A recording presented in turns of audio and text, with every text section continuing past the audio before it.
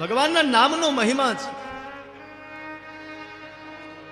હरि से बड़ा है हरि का नाम.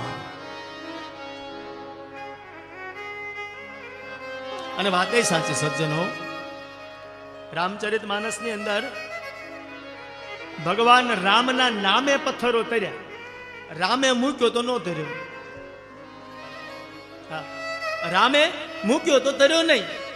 અરે રાવણ એક દિવસ રાવણને મનમાં એમ થયું કે લેને હું પણ ટ્રાય કરી જોઉં.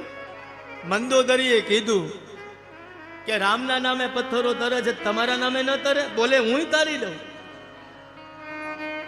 ચાલો દરિયા કિનારે ગયા. રાવણે પથ્થર મૂક્યો, પથ્થર તર્યો. મંદોદરી ઓળખતી તો હોય જ, મારા પતિના હાથે પથ્થર તો ન તરે, એ ફાઇનલ વાત છે. આ કારણ શું? રાવણને પૂછ્યું કે સ્વામીનાથ સાચું કહેજો, તમે શું એવું કર્યું કે તમારા હાથે પથ્થર તર્યો, બાકી તમારા હાથે કઈ ન તરે? કારણ કે એના ઓળખતા હોય ને એ હોય એને.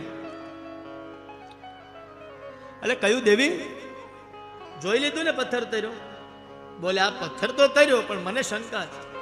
ત્યારે રાવણે કીધું કે દેવી મેં પથ્થર મૂક્યો ને ત્યારે પથ્થરને કીધું તું કે પથરા તું નો તરનો તને રામના સોગંદ છે એટલે તે, બાકી મારા નામે કાંઈ તરે નહીં. પથરા હું કહેવાનો હેતુ એ છે કે ભગવાનના નામથી કામ થઈ જાય.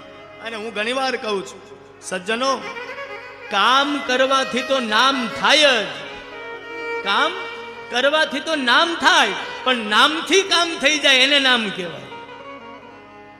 મહેનત કરવાથી તો નામ થાય જ, પણ તમારું નામ પણ એને કામ થઈ જાય એને નામનો મહિમા.